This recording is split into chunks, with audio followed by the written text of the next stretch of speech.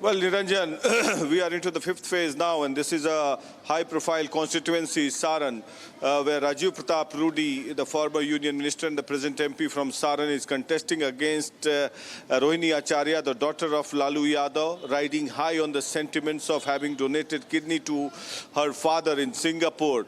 But when it comes to elections and the Lalu family, Rajiv Pratap Rudy has been defeating the Lalu family for the past two times, consecutive times. Earlier also he had defeated them.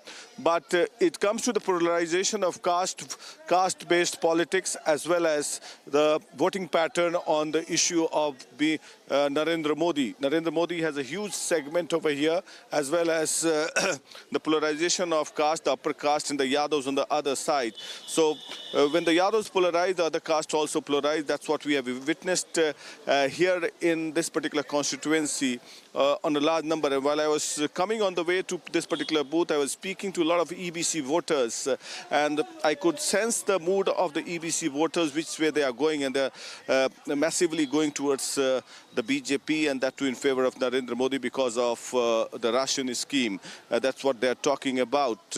And early this morning, this is a large number of voters that has queued up here in this election, and we'll try and get in a few voices from this particular constituency. आप लोग युवा हैं, vote देने आए हैं हम लोग का है वोट तो ऐसे दोनों पार्टी को पड़ रहा है यहाँ पे विकास नहीं हो रहा है अभी। राजीव प्रताप रूडी खाली पोखरा बनाए हैं और कुछ काम नहीं कर। क्या नाम है आपका? मोहम्मद मुराद आलम। मोहम्मद मुराद, अच्छा, आप बताइए। हम सर वोट देने आए हैं। मुद्दा विकास का है, बेरोजगारी है और मतदान तो करना ही है। क्या नाम है? अमरजीत कुमार जी। तो मुद्दा विकास है, बेरोजगारी है, and clearly you could see Niranjan. I was speaking to one of the minority voters there, and divided on caste lines here. It purely works on caste lines in this particular constituency because the Yadavs are in the largest number over here in this constituency, around 3 lakh. The Rajputs, to which Rajiv Pratap Rudy belong, is around 2 lakh, and there are polarization of other EBC, OBC voters. So that swings in the favor of Rajiv Pratap Rudy, and the plus point is that the Modi vote, that is the hidden vote.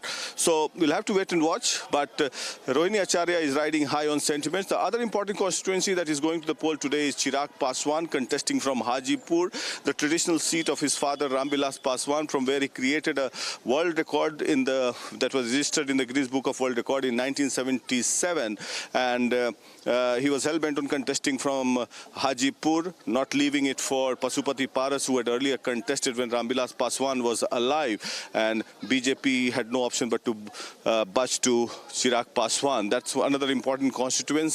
Overall, as far as the picture looks, it's divided on the basic issue of caste, that's what I say, and plus the face of Modi is the biggest protector in the shield for the NDA. That's what it looks like as of now in Bihar.